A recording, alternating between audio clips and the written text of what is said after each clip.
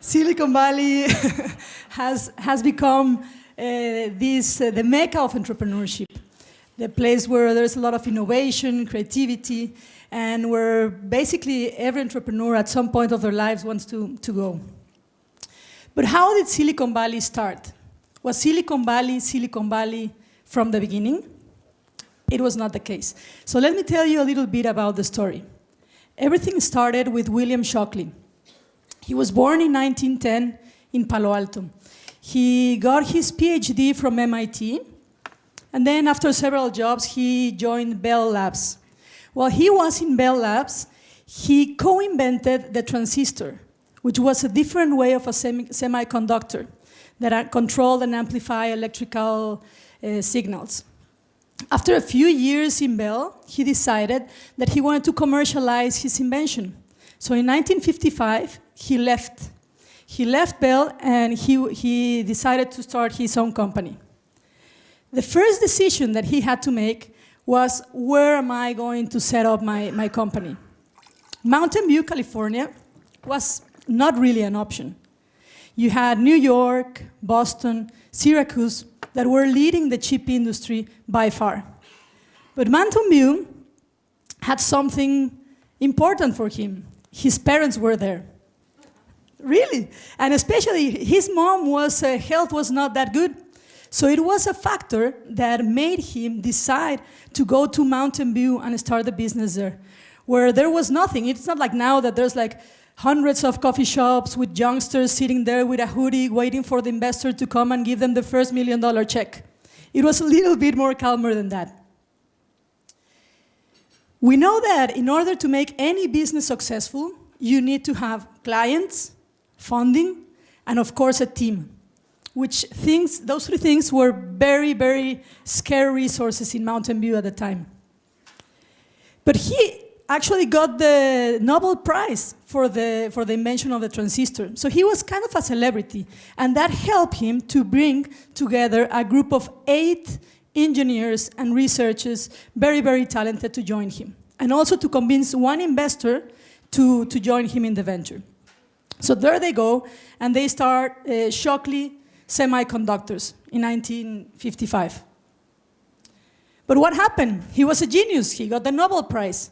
But he was a terrible manager, and he was such a difficult person to work with that after a year, the 8 engineers and researchers quit the same day.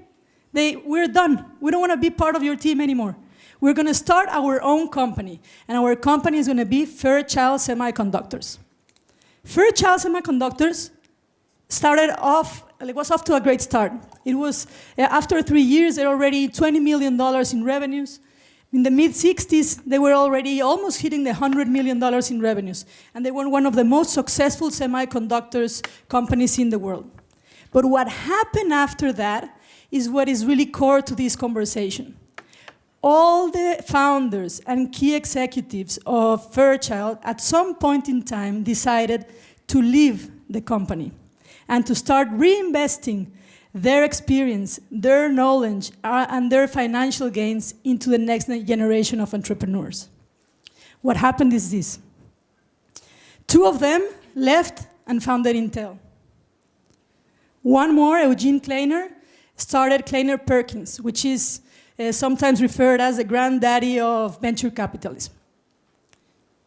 They, of course, have made hundreds of investments, including Amazon, Intuit, Electronic Arts, and so on.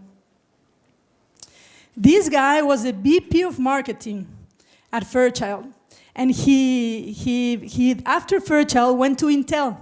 He made a lot of money out of the stock options that he had. He retired at 32.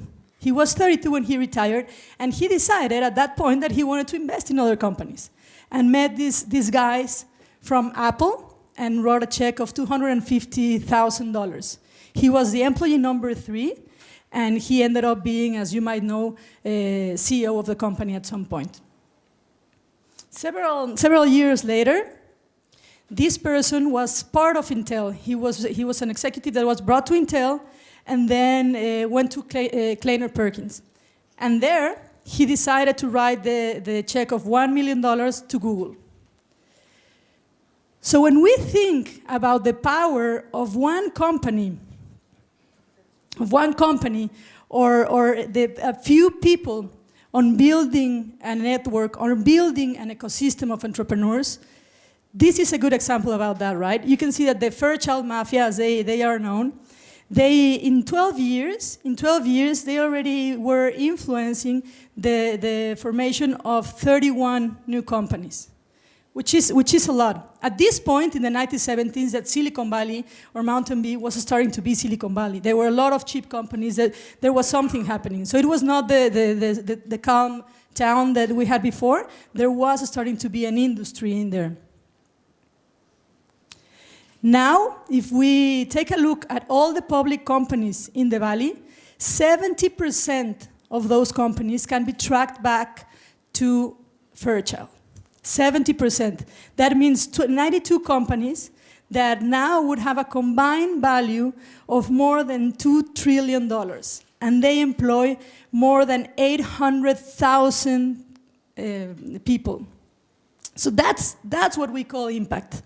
And the great thing is that these dynamics repeat over and over. We also know about the PayPal mafia, right? Who is the people that were executives and founders of PayPal when it was sold to eBay or acquired by eBay. Some of them left and started their own businesses. Businesses that you might know, like LinkedIn, YouTube, Tesla. So again, the impact and the influence of PayPal in these other businesses has been key. We believe that high-impact entrepreneurs do not measure the size of their business. They measure the size of their influence. They scale, they reinvest.